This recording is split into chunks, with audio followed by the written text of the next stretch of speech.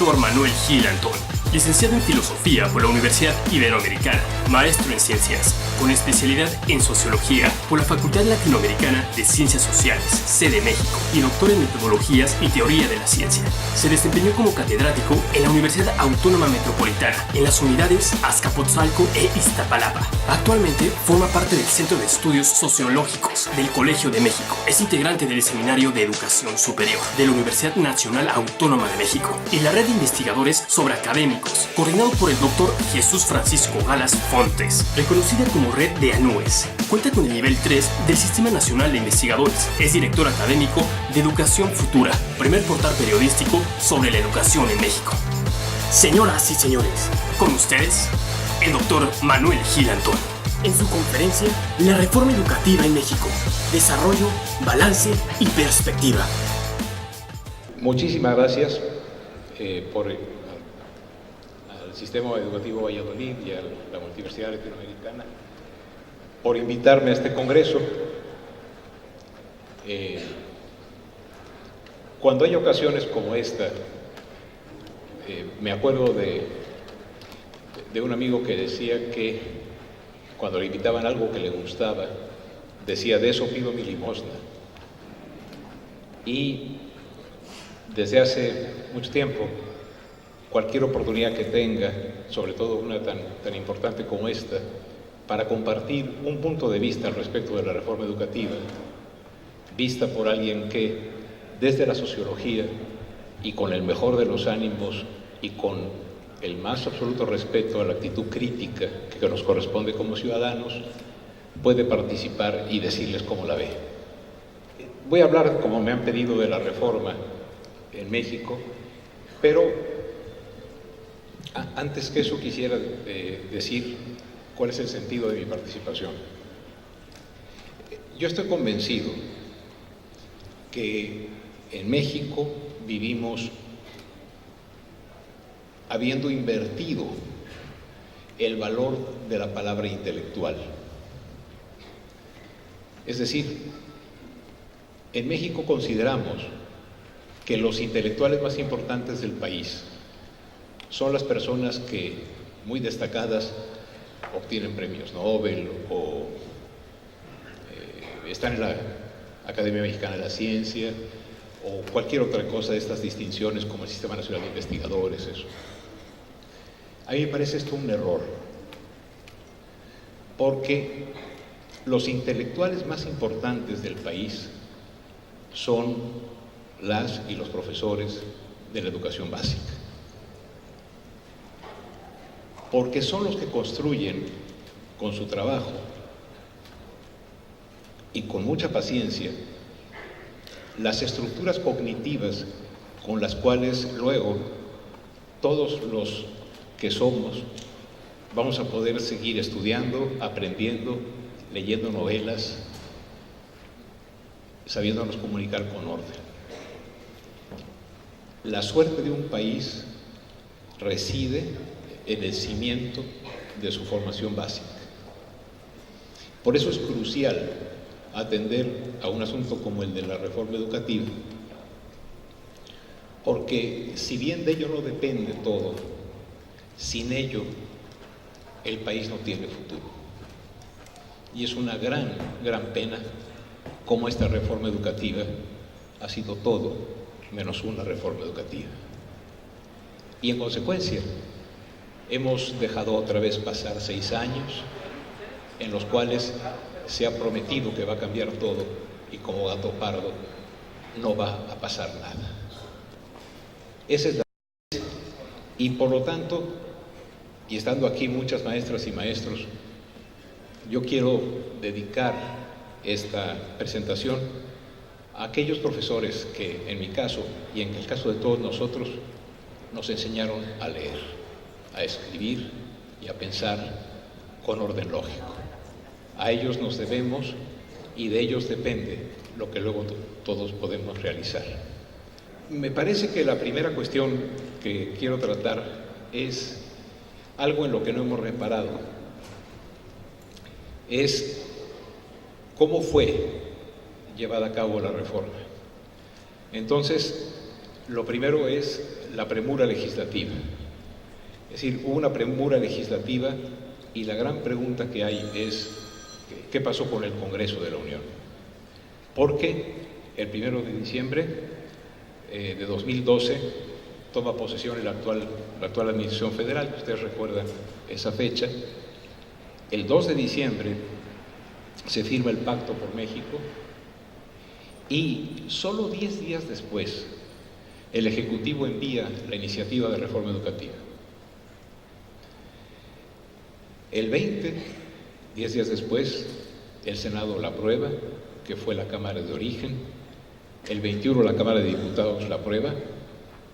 Es decir, a 21 días de iniciado el sexenio, se ha aprobado la reforma e inicia, como ustedes saben, el periplo para que más de la mitad de las legislaturas locales la aprueben con el fin de poderla promulgar. El 7 de febrero las cámaras la declaran constitucional. Han pasado 68 días del sexenio y el 25 de febrero el presidente la promulga y se publica en el Diario Oficial de la Federación. No olvidemos que en 85 días se ha llevado a cabo la parte legislativa general de la reforma. Podemos decir que, como se dice, papa habemus, bueno, reforma habemus en menos de 3 meses. Vayan pensando en cuánto ha tardado México en dar reforma al Sistema Nacional Anticorrupción. Vayan pensando en cuántos años llevamos esperando reformas que dignifiquen el futuro de este país y reduzcan la corrupción, la impunidad y la indecencia. En menos de 3 meses la reforma ha sido aprobada.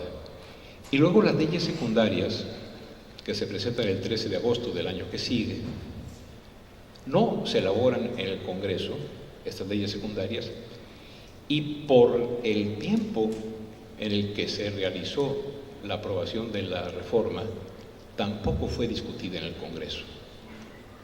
Una de las primeras ideas que quiero compartir, además de la velocidad, de la premura, es que esta reforma educativa no fue discutida por los representantes del gobierno, del pueblo de México. Fue propuesta e impuesta por un grupo político que, con una soberbia infinita, consideró que podía regular el proceso educativo mexicano. Elaboradas estas en el pacto fueron, lo recordarán, la ley del servicio profesional docente, la ley del Instituto Nacional de Evaluación de la Educación, al que se le da autonomía, la Ley General de Educación. Y se aprueban en agosto de ese mismo año las 2 primeras, en principios de septiembre las segundas, la tercera, perdón, y entonces todo el aparato jurídico de lo que llamamos reforma educativa se lleva a cabo en 275 días contados a partir de la toma de posesión, es decir, en 9 meses. Yo soy una persona que necesita, para pensar, referirme a metáforas. La obra intelectual más importante que yo he hecho en mi vida ha sido el video del camión, en el cual se me ocurrió, sentado en un cajete donde se ponen unas flores muy bonitas allí en el Colegio de México, se me ocurrió pensar en que la reforma educativa se parecía a un camión destartalado, amarrado con mecate en la palanca de velocidades, las llantas ponchadas, el chasis roto, los vidrios hechos un desastre. Y llegaban unas personas, por cierto, con mucho gel en su pelo. Veían ese camión, lo veían en una una carretera, pero es mucho decir, en un camino lleno de baches y de fango, sin puentes y de subida. Eso era análogamente el sistema educativo. Y estos señores que no vinieron a administrar al país, sino a mover a México, con su pelito así, dijeron: tenemos que arreglar esto, porque hay que mover a México. A partir de mañana le ponemos corbata a los choferes. Una vez puesto esto, el camino que quiero que sigamos en esta presentación es cómo puede ser visto el problema educativo en México. Luego, lo que a mi juicio es la falla estructural de esta reforma, que es la construcción de un prejuicio que se convirtió en un perjuicio a través del logro pedagógico, recordando a Paz, una idea de logro filantrópico, la acusación, ¿no? Y luego ya concluir. La magnitud del problema. Bueno, para eso quiero proponerles, lo he hecho ya en otras ocasiones, una noción de equidad. Con esa noción de equidad, observar los grados de exclusión, abandono y logro, mostrar cómo en nuestro país, para nuestra desgracia, origen sigue siendo destino, y para la mayoría el origen tiene como destino el desbarrancadero, al que se ha agravado ahora el despeñadero. El horizonte de la transformación educativa, que es muy urgente, y lo que no vio ni se debatió en el Congreso. Vayamos entonces, como diría el descuartizador, por partes. La equidad como hilo conductor. Carlos, un colega, Carlos Rodríguez, un día hizo en una conferencia que estaba yo de público la siguiente propuesta de definición o delimitación de lo que es calidad. Hay equidad educativa cuando todos tienen acceso a la buena educación obligatoria, con todo lo que implica. Y además, cuando se rompe la relación entre origen social, la cuna, y el logro en el aprendizaje, tanto en lo que alcanza uno como en su profundidad. Esto, como les digo, lo propuso Carlos Rafael Rodríguez. Tomemos la primera parte. ¿De veras en México todos tienen acceso a la equidad, a la educación?